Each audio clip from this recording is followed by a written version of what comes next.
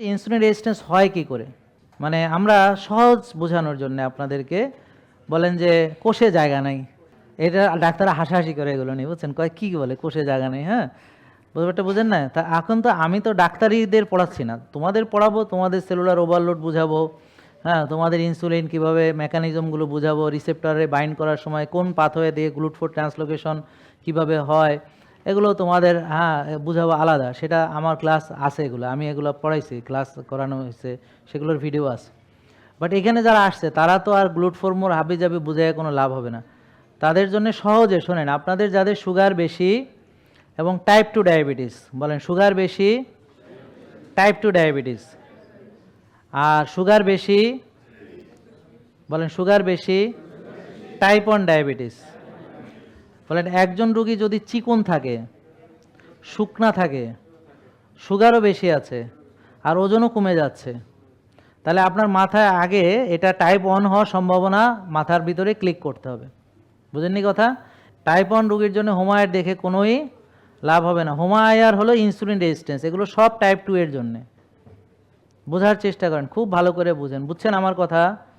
বলেন HOMA-IR type 2 এর ঘটনা। আর যাদের ইনসুলিন তৈরি হয় না তাদের নিয়ে নাই কোনো আলোচনা, মানে তাদের ব্যাপারে কোনো কথাই হবে না এখানে, ঠিক আছে? মনে থাকবে, ওটা সুপার স্পেশালিস্ট দেখে চিকিৎসা করবে, ইনসুলিন দিয়ে দিয়ে তাকে চিকিৎসা করবে। তবে হ্যাঁ, সে যদি নিজের জ্ঞান বুদ্ধি খরচ করে তাহলে ইনসুলিন কমায়া দিতে পারবে।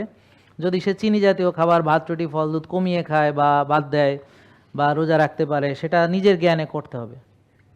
আমরা এখন থেকে এইসব রোগী একটাও রাখবো না, বুঝলেন? পা ধরে কানলেও রাখবো না, নাকি বোঝেন নাই কথা? সব বাদ, আমরা ডিসিশন নিয়ে ফেলছি, বুঝতে পারছেন? এগুলো কোনো একটাও রাখবো না। ওরা বাকি জীবন ডাক্তার দেখা দেয়, চিকিৎসা করবে। আর তবে আমাদের ভালো অ্যাডভাইস মেনে চলতে পারবে। যেমন সে যদি রোদ্রে যায় কোনো ক্ষতি নেই, সে যদি ঘাসে হাঁটে ক্ষতি নেই, সে যদি জিম করে ক্ষতি নেই, সে যদি আর্লি ঘুমায় ক্ষতি নেই, শ্বাসের ব্যায়াম করে ক্ষতি নেই, কফি নামা করে ক্ষতি নেই, বুঝছেন? আর যদি জ্ঞানে কুলায় তাহলে সে কোন খাবার খেলে তার সুগার কমে, ইনসুলিনের ডোজ অ্যাডজাস্ট করে করে সিজিএম মেশিন লাগায়। যেমন জন নক, তার তো ইনসুলিন তৈরি হইতো না, সে তো এখন তৈরি হয়। তারপরে আমাদের সুবোধ ঢালি, তার তৈরি হয়। তা এদের কথা বললাম, এরা খুব লার্নেড পারসন, এরা খুব একজন সরকারি অনেক বড় কর্মকর্তা হিসেবে রিটায়ার্ড করছেন। আরেকজন কানাডাতে থাকেন, জননক। জননককে কে কে চিনে? হাত তোলেন। একজন, দুইজন, আর যারা তিনজন। আর যারা চিনেন না তাদেরকে বলি, আপনি যে আজকে এসেছেন তো নতুন এসেছেন আপনারা, তাই না? তো এখানে গর্ব করারও কিছু নেই, কারণ আমি 19 সাল থেকে এই কথা বলতেছি। আপনি 19 সাল থেকে, তাহলে এটা হলো 26 সাল, তো 7 বছর পরে এসেছেন নতুন আসলেও।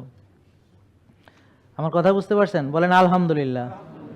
কেন আলহামদুলিল্লাহ বলবো কেন? এটা বলবো এই কারণে যে আল্লাহ তো তাও কবুল করেছে, যে 7 বছর পরে হলেও কবুল করছে। যদি 17 বছর পর কবুল করতো,